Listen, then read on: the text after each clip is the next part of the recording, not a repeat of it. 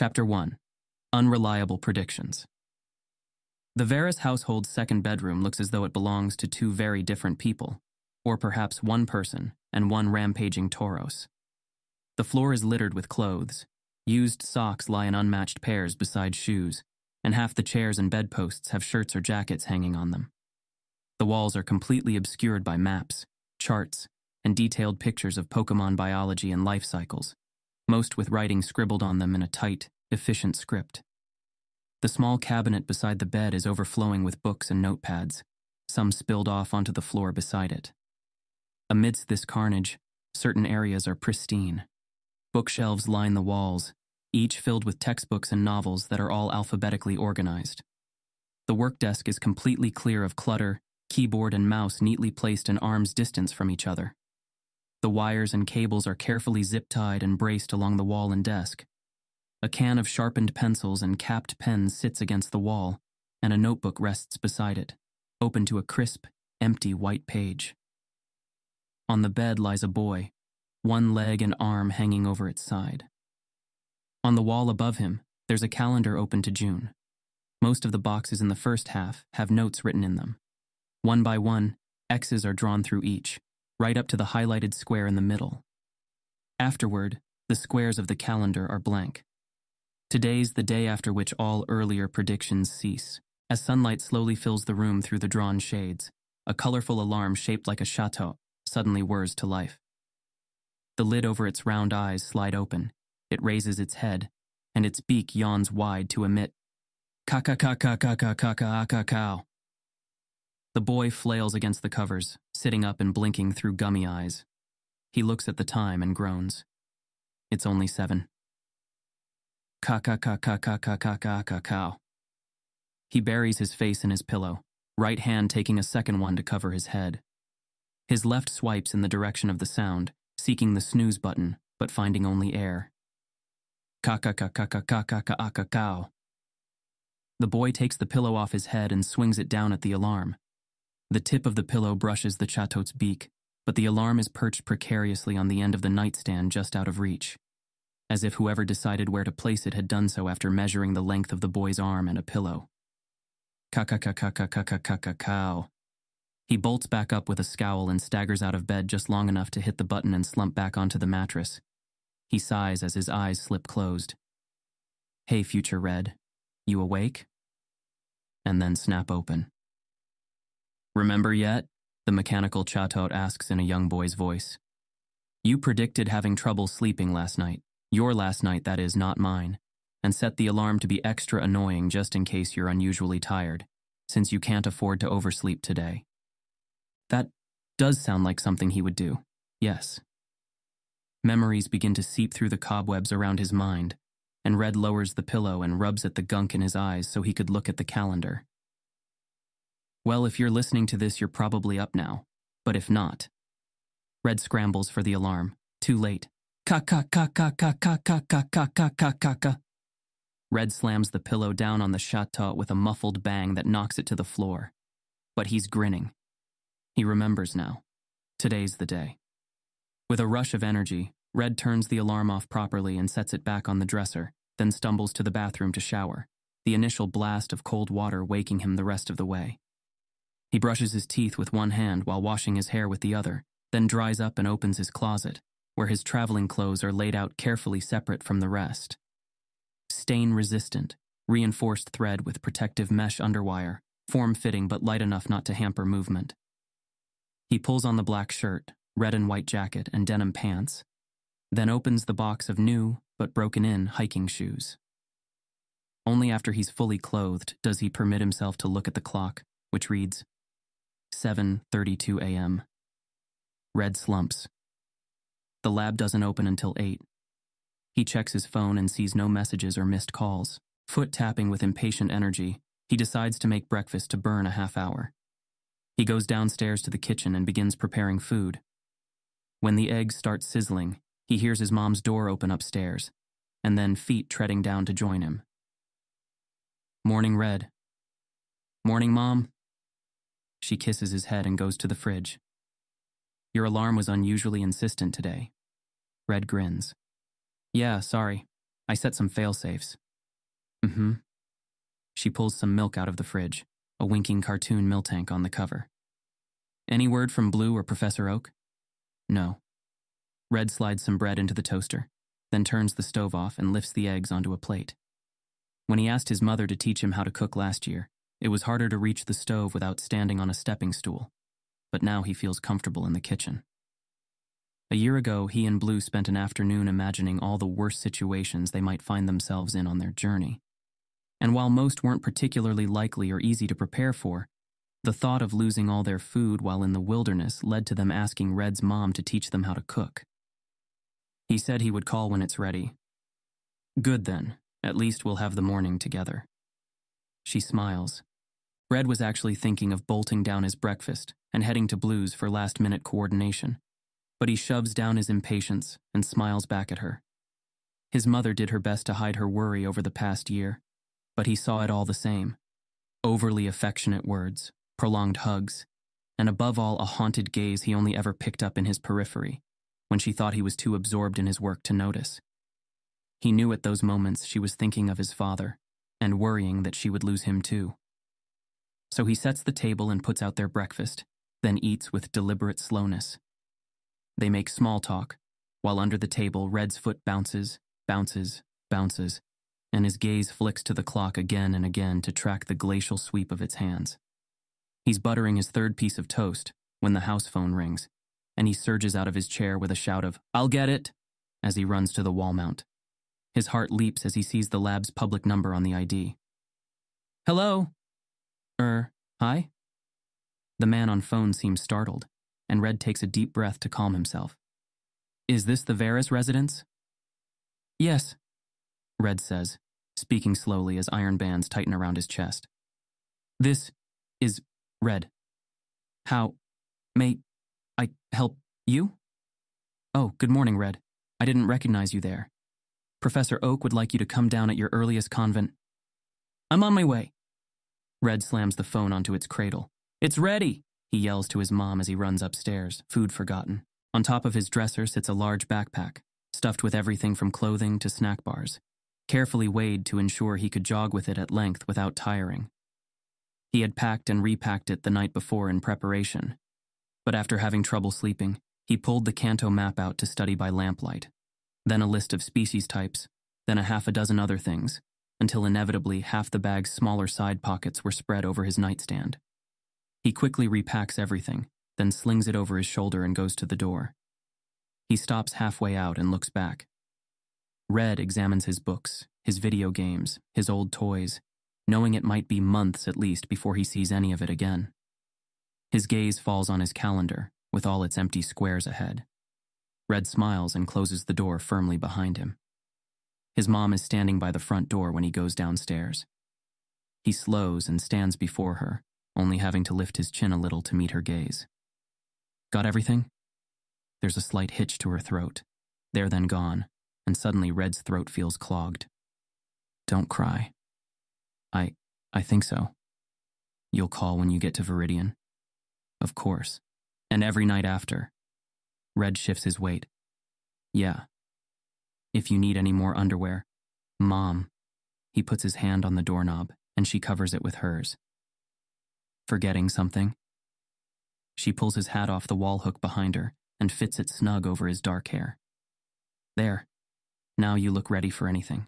Red tugs the cap's crimson bill a bit lower. Thanks. I thought it was in my bag.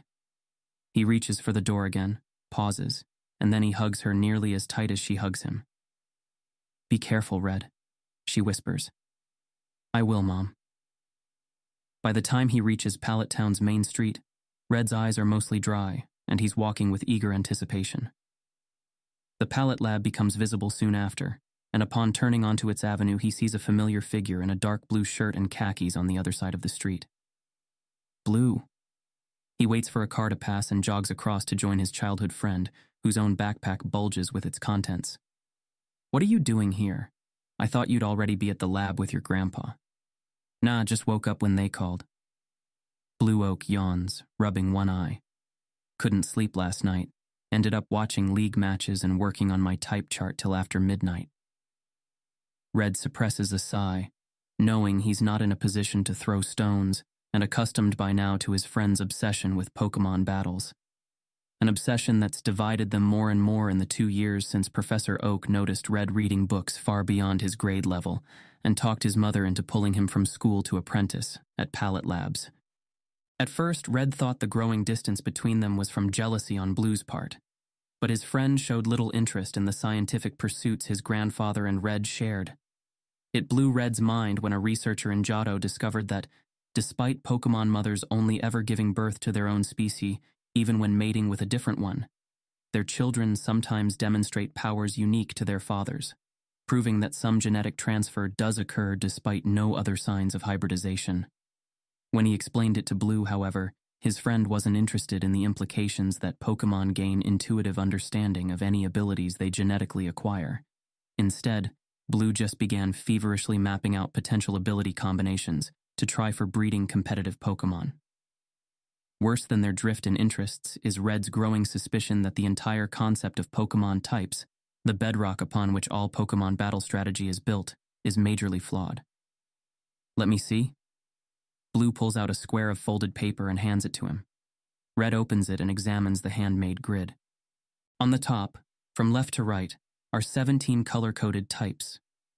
The same types are listed on the left from top to bottom, and where the various types intersect with each other are X's or checks, though most spaces are empty, and many have the smudges of erased marks. Most of them seem right, though Red doesn't follow the competitive scene enough to tell what changes to the meta are new or outdated.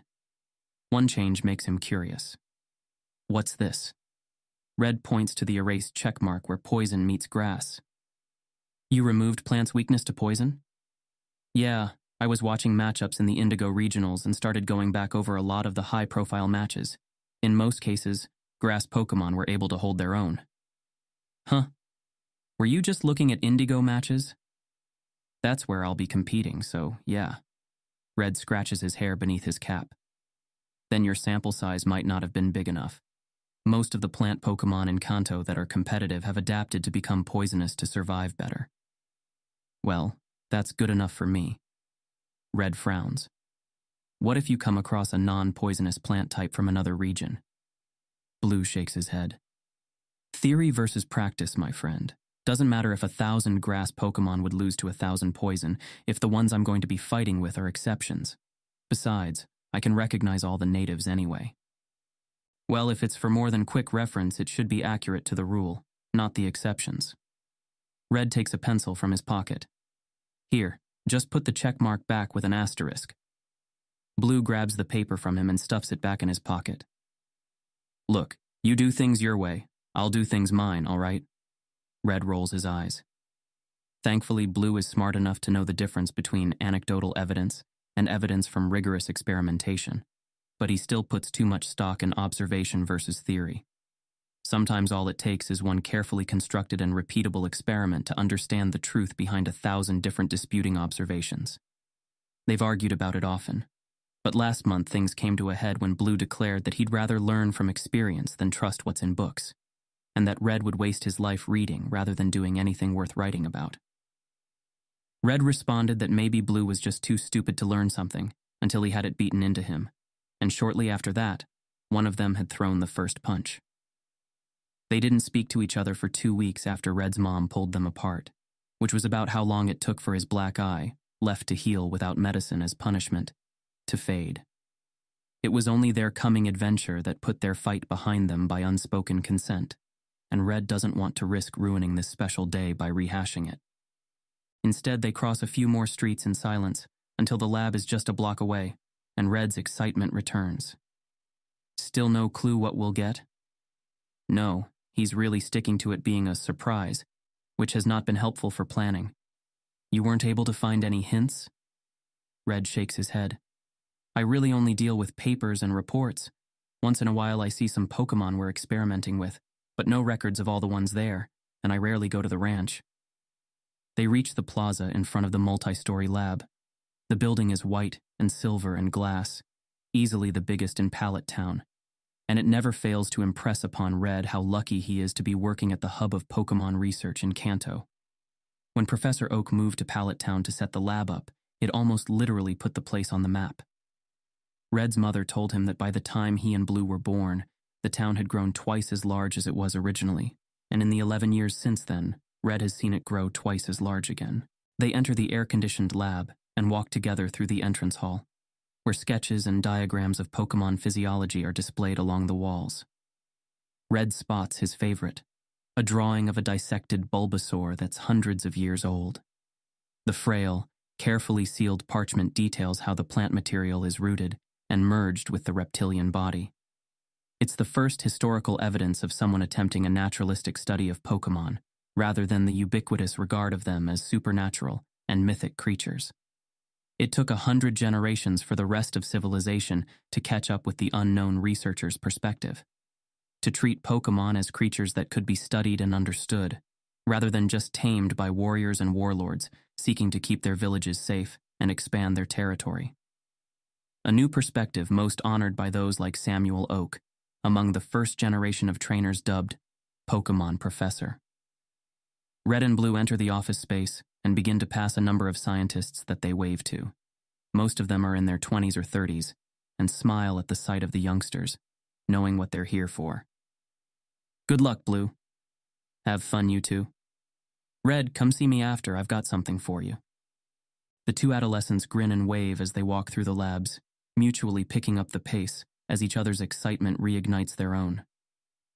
They're practically jogging by the time they reach the main lab, an open round room filled with desks and computers, with various scientists scattered around it in groups, and many doors leading off to the smaller areas.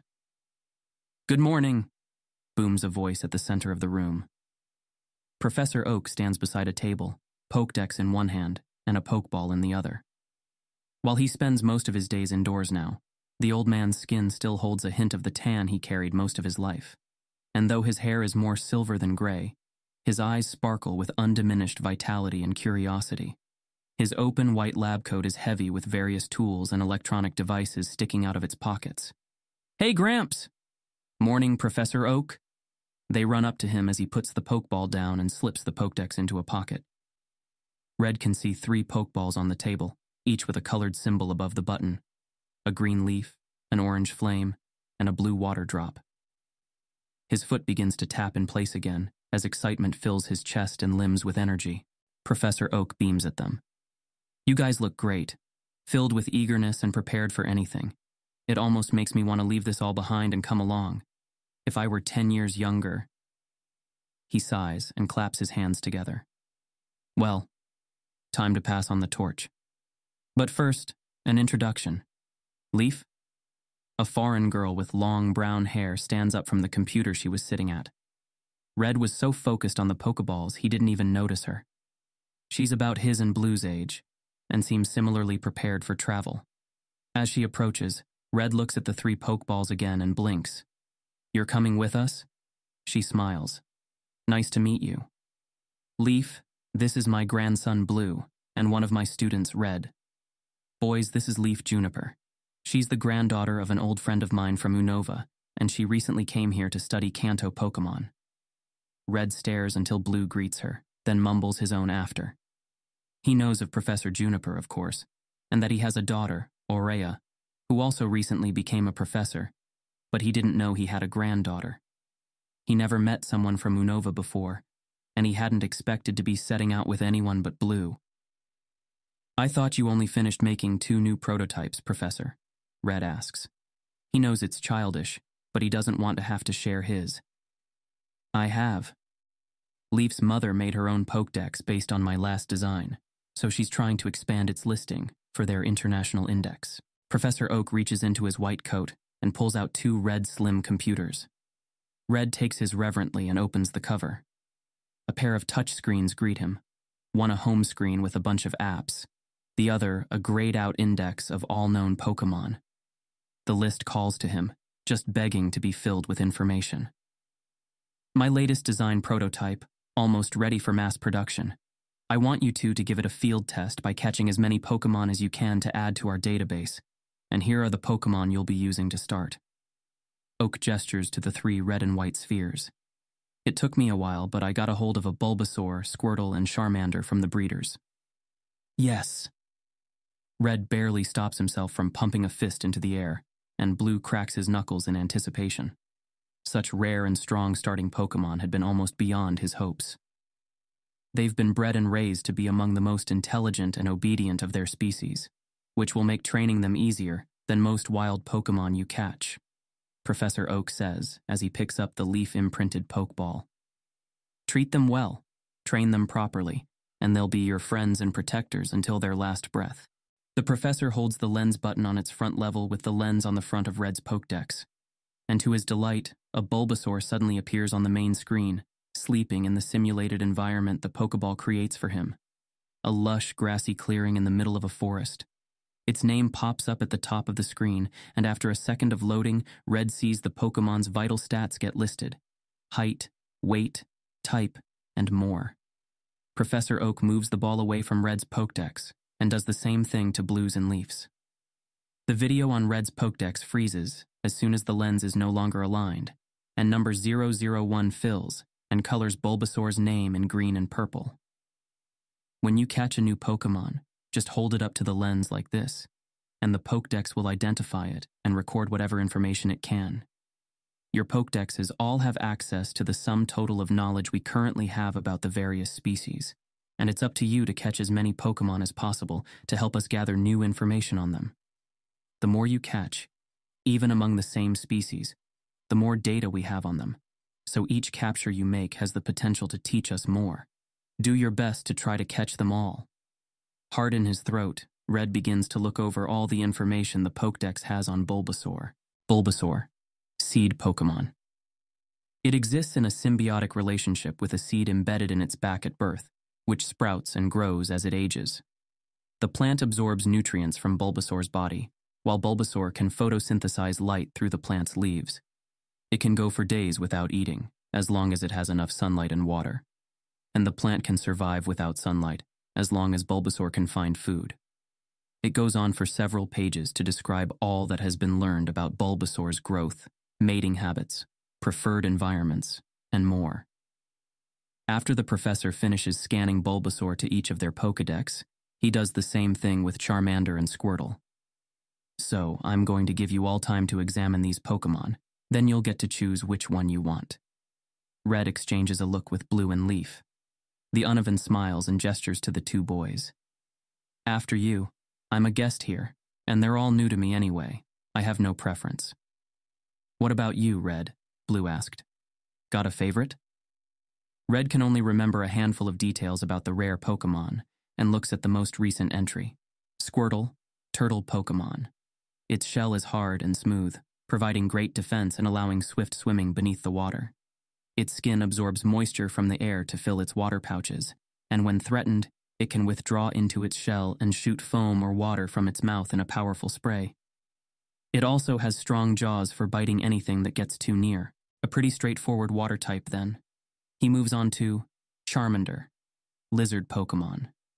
Charmander prefer rocky, mountainous terrain and hatch from their eggs when their tails ignite and crack the shell. The flame on the end of their tail varies in strength and size based on their mood and health. It is said that Charmander dies if its flame goes out. Red frowns.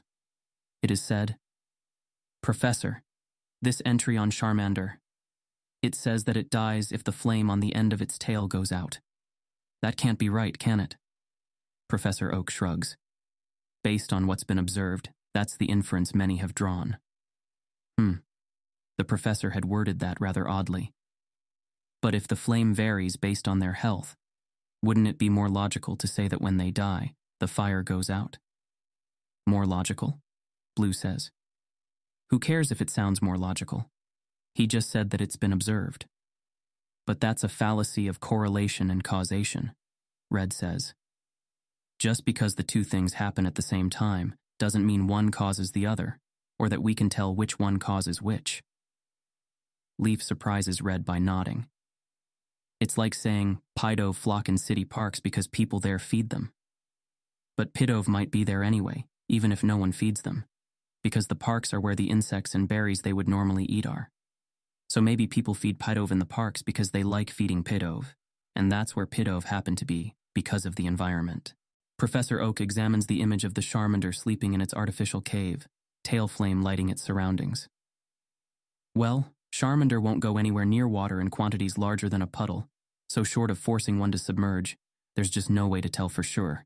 And since that might kill the Charmander, we obviously wouldn't try that experiment.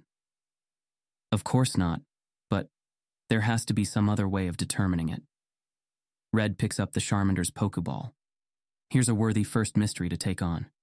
He would find a way to prove one way or the other how Charmander's fire relates to their vitality and begin earning his Pokémon researcher license. I've decided. If it's okay with the other two, I want to study Charmander. As Red suspected, Blue immediately picks up the water type. I choose Squirtle. He grins and spins the Pokeball around on the tip of his finger before tossing it up a bit and catching it. Red wonders how long Blue practiced that. Either way, it looks cool, and he has to stop himself from attempting it himself. He'll try later in private. Well, I guess that leaves me with Bulbasaur, Leaf says happily as she picks it up. I was lying earlier when I said I had no favorite. It has a certain symmetry, don't you think? It does indeed, Professor Oak says with a smile. He reaches into his pocket and pulls out a velvet bag, then carefully pours a handful of shrunken Pokeballs into his palm and hands them out. Press the button to expand or shrink its size. When you catch a new Pokémon, it will be atomized and compressed inside it, but you won't be able to shrink it again. If you have too many to carry around comfortably, you can store your Pokémon at any computer connected to the network and withdraw them from a different one later. Is the Pokémon's data kept in the ball? Red asks. No, it transfers with the Pokémon to the network. Professor Oak points to the computer hard drive at the nearest PC. That Pokeball will still be programmed for it, though, so best to hold on to it. He hands out pamphlets that detail the Pokeball's functions and another for the Pokédex. The balls are capable of basic verbal commands to release, withdraw, and nickname your Pokémon. But the Pokédex is how you interface with the Pokémon themselves for virtual training while they're in their balls. So, if we lose these balls or something happens to them, our Pokémon are safe, Leaf says. For the ones you have stored, yes, though it's a hassle to get it rekeyed to another Pokeball, you essentially have to release it and catch it again. Red examines his Pokeball. He learned all this in bits and pieces over the months of working here, but it still fascinates him how amazing technology has become. He remembers seeing a picture of Pokeball technology back when Professor Oak was his age, before there was an internet to rapidly transmit the Pokémon from one place to another, let alone allow the balls to change their size. It looked like a big metal coconut. I know how eager you all are to get on your way, so let's get your account set up, Professor Oak says. They walk to the nearest PC, and Blue smiles at Red. So, care to try a battle when we leave? You know, as an experiment, to see if the type charts are accurate. Red sighs. I never said they're all wrong. I know water types are strong against fire. Leaf looks at them curiously. Was that ever in doubt? Blue puts his hand on Red's shoulder. Our Red thinks he knows better than everyone else how Pokémon really work. Red shrugs off Blue's hand. I think the typing method that all the battle trainers are obsessed over has problems. That's all. And he thinks this based on his many years of first-hand training and battling experience, Blue confides to Leaf, who giggles. Red feels his cheeks flush, but Professor Oak speaks up from the front of the group. Red may very well be right about some of his ideas. No professor I've met has claimed to be 100% sure they understand how Pokémon work. They're mysterious creatures, and we've only recently had the technology to really study them thoroughly and scientifically. Leaf nods. Mom is always talking about how often she gets something wrong before she gets it right. So are you journeying to become a professor, Red? For now, I'd be satisfied with getting my researcher license and filling the Kanto Pokédex. They arrive at the PC, and Professor Oak begins setting up their accounts. But yeah, I'm going to become a professor eventually and get my own lab. Really? Leaf looks interested rather than skeptical, which is a nice change of pace. Most people outside the lab don't tend to take him seriously. But then, she is the granddaughter and daughter of professors herself. What will your lab focus on? I want to study the origin of Pokémon species. Which ones? All of them. Now she looks skeptical. All of them? You mean...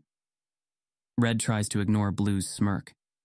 Yeah, I want to know where they all came from, what makes them so different from each other, and what makes us so different from them. The girl gives a low whistle. You and the rest of the world. You don't dream small, do you? Red smiles. Where's the fun in that? Where's the fun? None at all, Professor Oak says as he registers Blue's trainer ID to the network. Leaf smiles back. Well, I'll be happy to hear about your theories on Pokémon types sometime. And I'll be happy to help prove them wrong, Blue says with a grin, and spins his Pokeball on a finger again. Through battles.